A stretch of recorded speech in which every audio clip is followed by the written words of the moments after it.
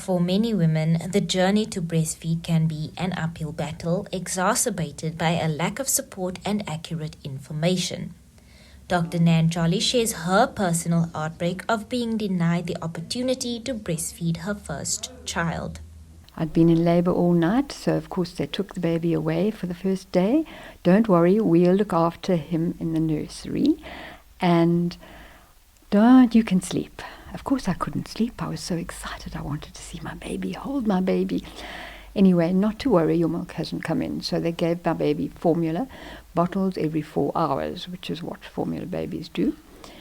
And the next day my baby didn't know what to do with the breast at all. My breast did not look like the bottle at all. And so I never did get her properly latched, ever.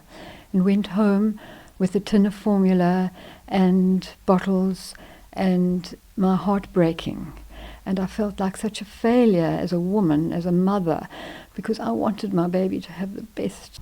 And to this day, I feel sad that I let my first baby down. But it was because I didn't have any support. Societal myths and misconceptions surrounding breastfeeding continue to perpetuate, making it difficult for parents to navigate the truth. Dr. Nomlindo Makubalo, a Provincial Department of Health pediatrician, emphasizes the significance of this year's theme and the need to dispel harmful myths. Theme for this year is closing the gap. That is, we want to close the gap so that people can support the breastfeeding, because we are really focusing on the survival for children and their health and their well-being. So we basically want to show our case to say breastfeeding is something that needs to be done, and we want to close the inequalities to address those that exist in the society. One of the most damaging misconceptions is the sexualization of breasts, leading to the stigmatization of public breastfeeding. This has a devastating impact on breastfeeding mothers, making them feel ashamed and isolated. Women are free to breastfeed anywhere. For example, if you go to the malls, you find that there's not even a nice environment for breastfeeding mothers. And sometimes you find that people, they expect that you cover your breast when you breastfeed.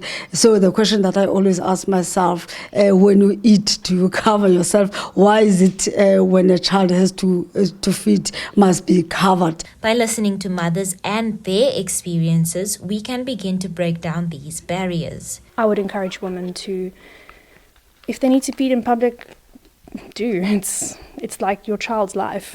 It's the it's your child's food. You can't just be like, no, I'm not going to feed you because, But there is a stigma, and I think it's good to fight that stigma. It's a beautiful thing. So embrace the beauty and not the stigma. Dr. Makubalo stresses the vital role of getting emotional support and encouragement for the mothers.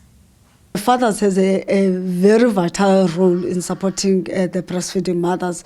One, for example, if the mother is on certain treatment, we would like them to remind them, and also the psychological support, because when the mother is breastfeeding, is going through a lot, and especially if there are other kids as well, so the father can take care of the non-breastfeeding kids whilst the mother is focusing on breastfeeding, and also to assist with the child. For those without a strong support system, organizations like La Leche League International provide a lifeline, connecting mothers with breastfeeding experts such as Dr. Jolly.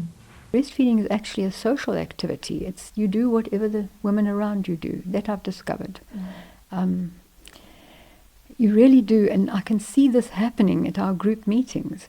The benefits of breastfeeding are undeniable, from promoting bonding and reducing malnutrition and infection to lowering the risk of breast and ovarian cancers.